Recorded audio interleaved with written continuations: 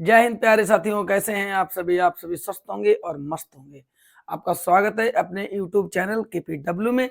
और आज हम आपके लिए लेकर आए हैं बहुत ही मजेदार टॉपिक है और ये है रासायनिक बलगति लेशन का प्रथम कोटि की अभिक्रिया के वेग स्थिरांक का व्यंजक जो है ये बोर्ड एग्जाम में पूरे 4 नंबर का आता है, पूरे 4 नंबर का आता है क्वेश्चन।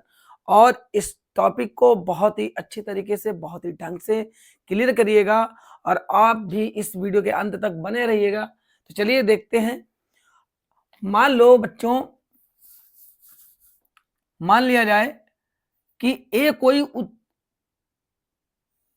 कोई अभिकारक है जिसके द्वारा कोई उत्पाद बन रहा है।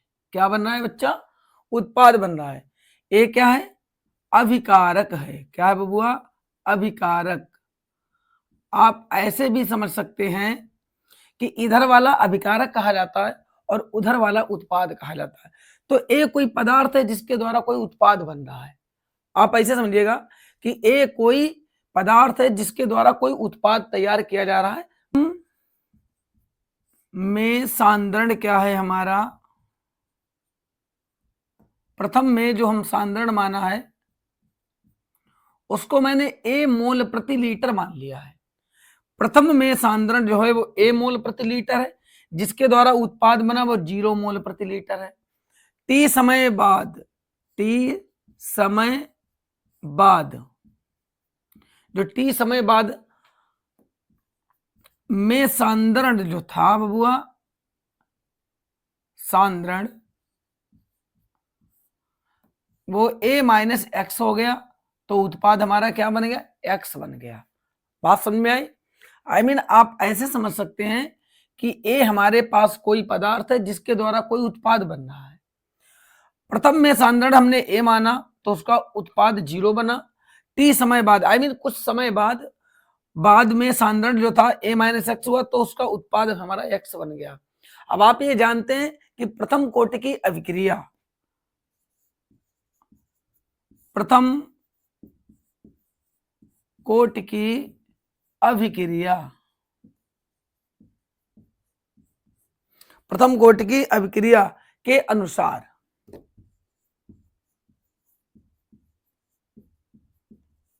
प्रथम कोटि की अभिक्रिया के अनुसार आप जानते हैं कि अभिक्रिया की जो बबुआ दर होती है dx/dt, अभिक्रिया की जो दर होती है वो अनुक्रमानुपाती किसके होती है? अभिकारक के प्रथम घात। अभिकारक की जो सांद्रता होती है उसके प्रथम घात के अनुक्रमानुपाती होती है। आई मीन दोबारा रिपीट द पॉइंट। मैंने क्या बोला? जो अभिक्रिया की दर होगी, अभिक्रिया की जो दर होगी वो अभिकारक ये हमारा अभिकारक है, पर ये जो ब्रैकेट जैसा लगा है ये सांद्रण है। क्या है? सांद्रण। तो अभिक्रिया की दर सांद्रण की अभिकारक की सांद्रता के प्रथम घात, आई मीन एक का मतलब प्रथम घात के अनुक्रमानुपाती होता है। ओके, तो dx/dt मैं क्या करूंगा? इस अनुक्रमानु को हटाऊंगा तो कोई यहां पर कांस्टेंट वैल्यू लाएंगे, तो मान लिया उसको k मान लिया मेरे प्यारे बच्चों। अब dx/ में हो गया dt k, और प्रथम में सांद्रण हमारा a था, t समय बाद हमने सांद्रण कितना ले लिया? a माइनस एक्स ले लिया। ओके, मैंने क्या किया? a माइनस एक्स की क्रॉस मल्टीप्लाई कर दी, नीचे आ गया। अब dt को k के पास लेकर चले गए। देखो इधर ध्यान से, तो dx वटे में आ गया a माइनस का x बराबर dt गया k के पास, तो बबुआ ये हो गया k dt हो गया। इतनी सी बात समझ में आई? अब मैंने दोनों ओर ले लिया समाकलन। क्या ले लिया? समाकलन। तो इधर लिखा 1/a माइनस एक्स dx। अब k को मैंने बाहर लिया और हो गया dt। ओके, अब आप जानते हैं कि 1/x का फॉर्मूला क्या होता है। आप ध्यान दीजिएगा, हम इधर आपको फॉर्मूला समझा रहे हैं, बाद में मिटा देंगे। फॉर्मूला जो होता है इंटीग्रेशन 1/x का जो होता है वो होता है log mod x होता है। क्या होता है? log mod x।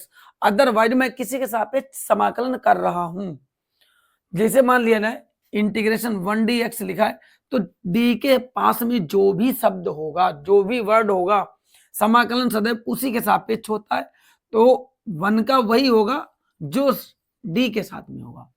तो 1/a-x, a-x, 1/x का लॉग मॉड, तो हो गया बबुआ लॉग मॉड a- का x हो गया। आप समझ में आई? इधर हमारा क्या है k, और 1 का क्या हो जाएगा t प्लस c। c क्यों लगाते हैं? क्योंकि वो समाकलन स्थिरांक होता है। अब आपने इधर समाकलन किया था 1/x का, तो a-x तो हो गया, परंतु आप ये देखिएगा कि यहाँ पर जो माइनस का x है और माइनस x का आप समाकलन करेंगे, यदि सॉरी इसको t मानेंगे तो माइनस बचेगा, तो माइनस को मैं आगे लगा दूंगा। ओके, इसको मैं डाल दूंगा समीकरण नंबर 1। समीकरण नंबर कितना डाल दिया मैंने? 1 डाल दिया। अब उसके बाद में मैंने क्या किया कि t समय बाद में सांद्रता जो थी हमारा, सांद्रता जो हमारी सांद्रण मेरा था a-x था, आई मीन t को मैंने समय को शून्य मान लिया। जब समय शून्य हो गया तो हमारा x का भी मान शून्य होगा। अब t का मान यहां रखेंगे इसमें और x की वैल्यू रखेंगे, तो माइनस लॉग a-x का मान 0, के t का मान 0 प्लस हो गया c, ये तो 0 हो गया, बचेगा लॉग a, उधर ये 0 c बचा, तो माइनस लॉग a बराबर में क्या बचा c, आई मीन c बराबर मैं लिख सकता हूं लॉग a लिख सकता हूं। अब c का मान हमारे पास निकल आया, इसको उठाएंगे समीकरण 1 में रख देंगे। अब लिखेंगे क्या? c का मान समीकरण 1 में, कितने में बउआ? 1 में रख दिया। c का मान समीकरण 1 में, समीकरण 1 है क्या? माइनस लॉग a-x बराबर के टी प्लस सी। अब माइनस लॉग a-x बराबर के टी और प्लस सी का मान है माइनस लॉग a, तो माइनस लॉग a हो गया। अब एक बात आप समझिएगा, माइनस का लॉग हम इधर लाए तो ये प्लस का हो गया, इसको इधर लाए, ये वाला पॉइंट इधर लाए तो प्लस का लॉग a, और यहां पर लिखा minus log a-x, minus log a-x बराबर में क्या बचा? केटी बचा बबुआ, क्या बचा? केटी बचा। अब आप एक फॉर्मूला त्रिको उसमें लॉगरिथमिक में जानते हैं कि लॉग a माइनस लॉग, यानी log m minus log n, formula क्या होता है? लॉग m बटे n। क्या होता है? लॉग m बटे n, यानी a बटे a माइनस का x हो गया, बराबर में क्या बचा? के टी बचा। के को वहीं छोड़ दो, टी की क्रॉस मल्टीप्लाई कर दो, क्रॉस नीचे, तो 1 बटे टी और सूत्र बना लॉग a बटे a माइनस का x। आई मीन इतना तो आ गया। अदरवाइज मैं लॉग को बेस 10 के अकॉर्डिंग लिखूं तो यहां की वैल्यू जो है कितनी हो जाएगी? आप ध्यान दीजिएगा, तो k बराबर होगा 2.303 बटे में रहेगा t, और लॉग क्या था?